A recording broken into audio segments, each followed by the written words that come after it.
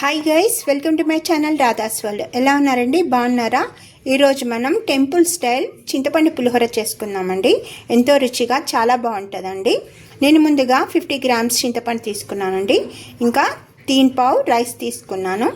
ముందుగా వేడి నీళ్ళు వేసి చింతపండు నానబెట్టుకుందాం. చింతపండు గుజ్జు కోసం నేను ఆల్రెడీ రైస్ కడిగి నానబెట్టేసుకున్నానండి. ఇప్పుడు ముందుగా వేడి నీళ్ళు వేసి చింతపండు నానబెడదాం. ఇప్పుడు రైస్ కుక్కర్ పెట్టుకున్నానండి. అన్నం ముందుగా ఉడికించుకుందాము. ముందుగా స్టవ్ వెలిగించుకుందాం.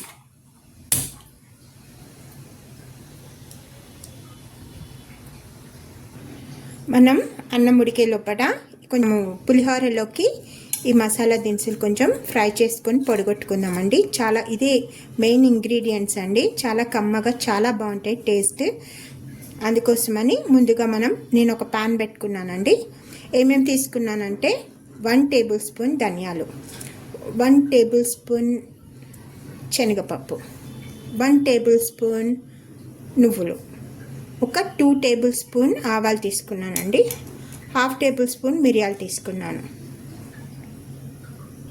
కొంచెం జీలకర్ర కూడా ఒక 1/2 టేబుల్ స్పూన్ తీసుకున్నాను. ఇవన్నీ దోరగా ఫ్రై చేసుకోవాలి. మంచి స్మెల్ వచ్చే వరకు శనగపప్పు ఫ్రై చేసుకోవాలండి. ఇందాక చింతపండు నానేసుకున్నాం కదా, బాగా నానిందండి. ఇప్పుడు మనం ఈ ఫ్రై అయ్యే లోపల మనం గుజ్జు చేసేసుకుందాం. చింతపండు గుజ్జు వేగేయండి. ఇప్పుడు మిగతా మసాలా దినుసులు కూడా మొత్తం వేసేసుకుందాం.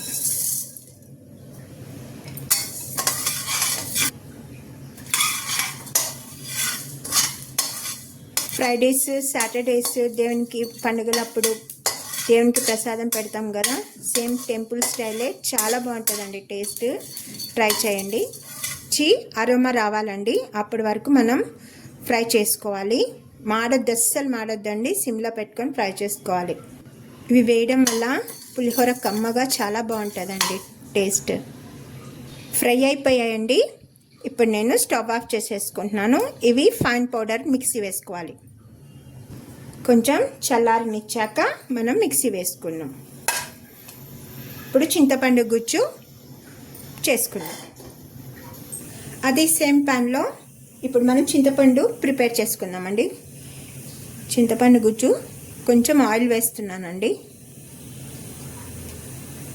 ఆయిల్ కాగాక పేస్ట్ కోసం మంచి కమ్మని వాసన వస్తుంది. మెంతులు వేస్తే కొంచెం ఆవాలు వేస్తున్నాను.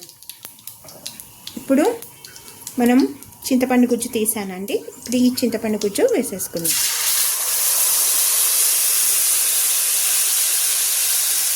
ఇప్పుడు పసుపు వేద్దాం.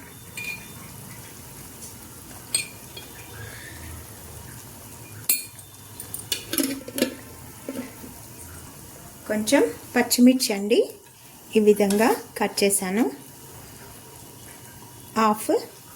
ఇవి కొంచెం బాగుంటాయండి పులుసులో ఉడికితే పచ్చిమిర్చి. ఇప్పుడు ఒకసారి కలుపుకుందాం.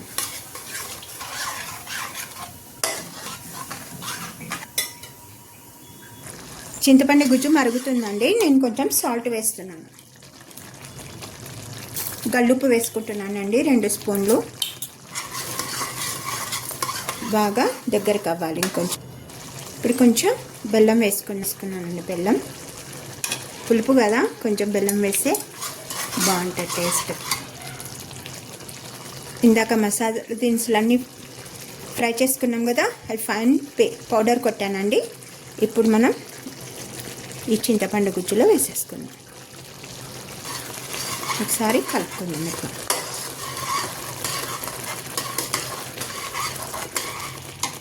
నా చింతపండు గుజ్జు కూడా రెడీ అయిపోయిందండి. ఇప్పుడు అన్నం ఒక 10 మినిట్స్ ఆరబెట్టుకుందామండి. అన్నాన్ని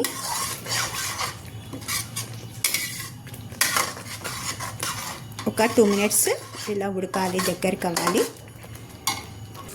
అయిపోయిందండి పులుసు. ఇంకా మనం స్టవ్ ఆఫ్ చేసేసుకుందాం. ఇప్పుడు తాలింపు పులిహోర పులుసు అయిపోయింది కదా, ఇప్పుడు పులిహోర కలుపుకుందామండి. తాలింపు కూడా వేసుకుందాం లాస్ట్కి. అన్నం తీసుకున్నానండి. పొడి పొడిగా మనం ఫ్యాన్ వేసుకొని కొంచెం చల్లారి పెట్టుకుంటే చాలా పొడిగా బాగా వస్తుందండి. ముందుగా పసుపు వేసుకున్నాం.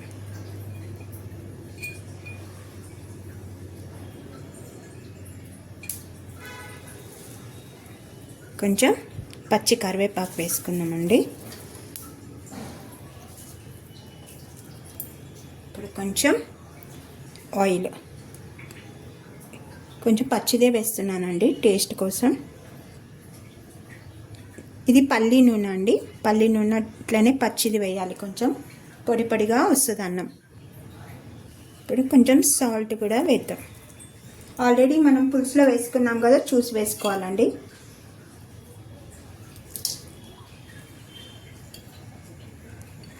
ఇలాంటి గరిటె తీసుకోవాలండి ఎప్పుడైనా.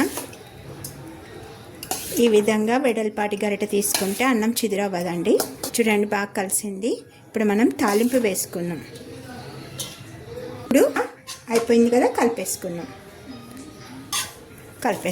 పులిహోర పులుసువి కూడా వేసేస్తామండి. చేత్తో కలుపుకుంటే బాగా వస్తుందండి. కొంచెం అన్నం వేడిగా ఉండడం వల్ల.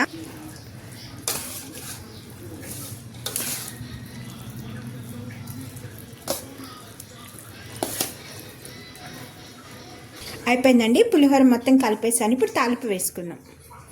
ఇప్పుడు తాలింపుకి ఒక కడాయి పెట్టుకున్నానండి. ఇప్పుడు ఆయిల్ కొంచెం ఎక్కువే పడుతుందండి, పులిహోర కదా. ప్యాన్ వేడెక్కిందండి, ఎక్కువే వేసుకున్నాను.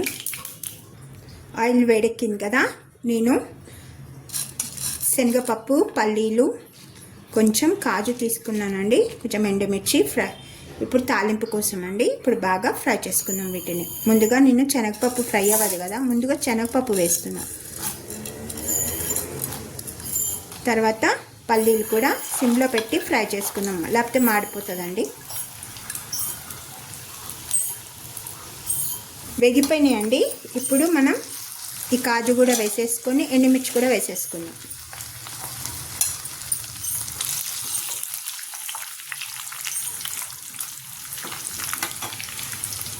సన్నగా తరిగిన పచ్చిమిర్చి కూడా వేసుకున్నానండి. ఆవాలు 2 టేబుల్ స్పూన్,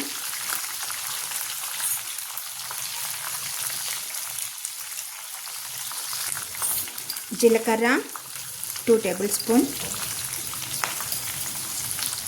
కరివేపాకు మంచి ఫ్రెష్ది వేసుకోవాలండి, కమ్మని వాసన వస్తుంది.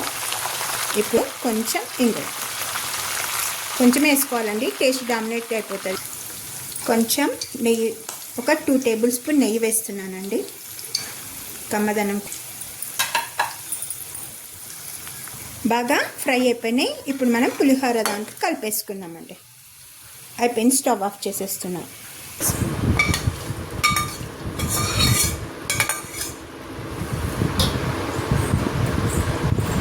ఇప్పుడు చల్లారిపోయింది కదా, చేత్తో కలిపేస్తానండి. చేత్తో కలిపితేనే పులిహోర కమ్మగా ఉంటుంది. నేను చేత్తోనే కలిపేస్తున్నాను. అక్కడక్కడ అన్నం కలవకపోతే చేత్తో కలపడం వల్ల బాగా కలిసిపోతుంది. టేస్ట్ మాత్రం చాలా బాగుంటుందండి, ట్రై చేయండి. ఇంకా శ్రావణ మాసం కూడా స్టార్ట్ అయింది కదా, అమ్మవారి పూజలు కూడా ఉంటాయి కదా. మెజర్మెంట్స్ కిలోకి ఒక 100 గ్రామ్స్ చింతపండు పడుతుందండి. ఆ లెక్కన ఎప్పుడైనా తీసుకోవాలి.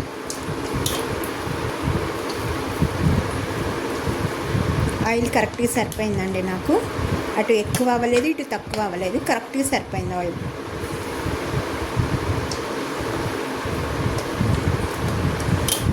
సాల్ట్ కూడా ఒకవేళ సరిపోకపోతే ఇప్పుడే అడ్జస్ట్ చేసుకోండి.